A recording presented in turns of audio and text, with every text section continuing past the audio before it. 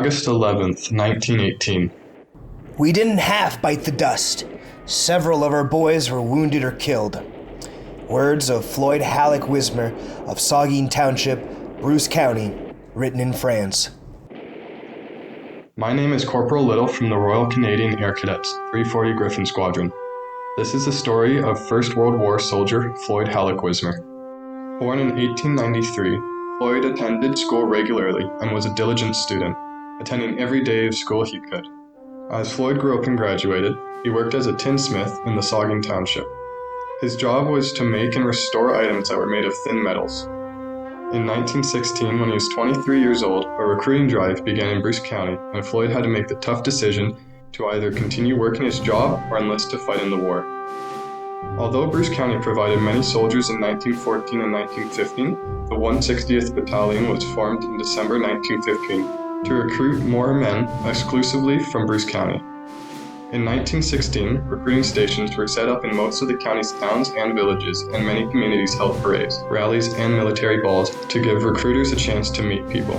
An average of 16 men began signing up each day. Floyd enlisted with the 160th Battalion on February 7, 1916, and became a member of their band, which played in recruitment parades throughout the county.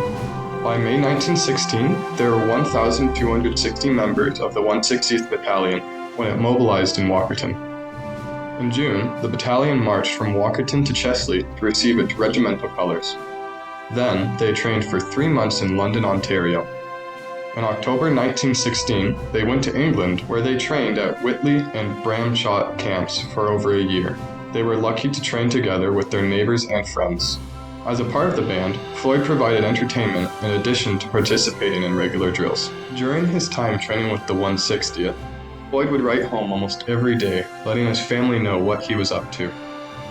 He also cherished receiving mail from his family. It kept him happy throughout the war. He received many items from his family as well. His mother gave him a fountain pen instead of a pencil, so he could write more letters home. Meanwhile, his sister, Annie, had sent him over some tobacco, along with a few other items. He wrote that It was lovely. Eventually, the mail stopped coming. No mail for 2 weeks. Floyd began to miss the mail and began to wonder if he was going to get any at all. However, he still wrote home in hopes of response. Still no mail. A good box from Canada would be appreciated very much now. After a month of not receiving any mail, he heard that the Lusitania was torpedoed with American mail and citizens on board. He would not be expecting mail for a long time now, even more than the month he had already been waiting. But a week after, he finally received mail from home. We got a big bunch of mail, mostly boxes. I got 5 boxes myself. In 1918, the 160th was demobilized and the soldiers were reassigned to many other battalions. Floyd was transferred to the 47th Battalion and fought alongside the 1st Motor Machine Gun Brigade.